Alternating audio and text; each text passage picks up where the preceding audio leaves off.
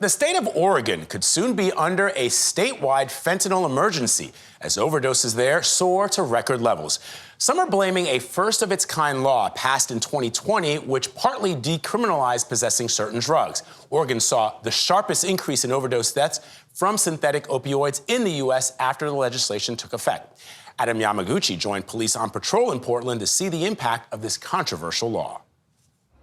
It's the middle of the day in downtown Portland, Oregon. You mind holding up for a second?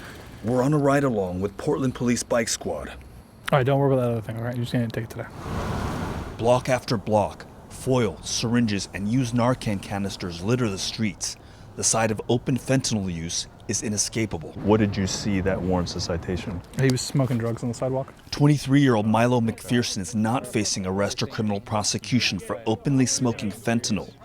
Instead, Portland police officer David Baer hands McPherson a $100 citation. Because you're going to call one of these numbers. Excellent. Do the drug screen, they'll pay the ticket for you, and if you want treatment, then give you treatment, okay?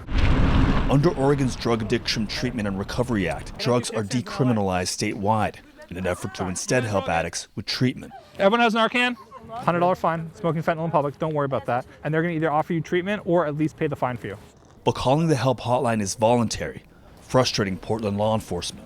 Put your hands behind your back. They say without the threat of jail and fentanyl's addictiveness, there isn't a real incentive for people to seek treatment. What sort of an impact has 110 had on what you do out on the street every day? My full-time job is fentanyl, and basically all roads lead to fentanyl in downtown Portland. Since Measure 110 took effect nearly 3 years ago, more than 6,000 citations have been filed, and 64% have been ignored. The vast majority of people that get those tickets, they just throw them away. A coalition of police chiefs, donors, and district attorneys are now calling for the recriminalization of drugs, along with adding diversion programs within the criminal court system. We don't want to double down on something that's failing. We've had 3 years of this law that has not delivered on the promise that voters thought they were getting. Including Washington County DA Kevin Barton. People in these social services programs will say the process of putting someone in jail is part of the harm that they're trying to reduce. There's no silver bullet here. We need to create rewards and consequences to motivate people to engage in treatment. The advocates of the measure say it's treated 15,000 individuals at more than 200 locations statewide. And more housing, treatment, and rehabilitation programs are opening up. As a result, 68% fewer individuals have been arrested or jailed for drug use or possession. The disease of addiction is not a moral problem. It is a medical problem. Christina Anderson is program director at Volunteers of America, Oregon. The organization has received nearly $1 million in Measure 110 funding and are expanding outreach and services. Anderson says that decriminalization is the best hope for Oregonians struggling with addiction. There are a couple measures that seek to reform, even repeal 110. What would that do? Well, let's say you repeal 110 and you start to criminalize substance use again. What you have is individuals being incarcerated and not receiving the help that they need.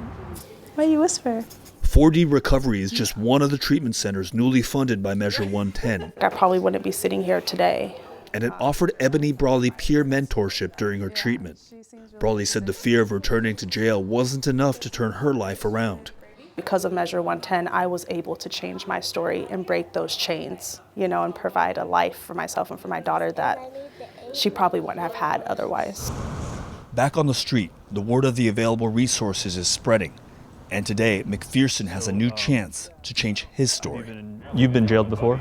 Yeah, a couple times. I don't think I belong there, you know what I mean? Like, I'm not a criminal. You seem like you're ready for treatment. Yeah, no, for sure. Yeah, I've been working on it.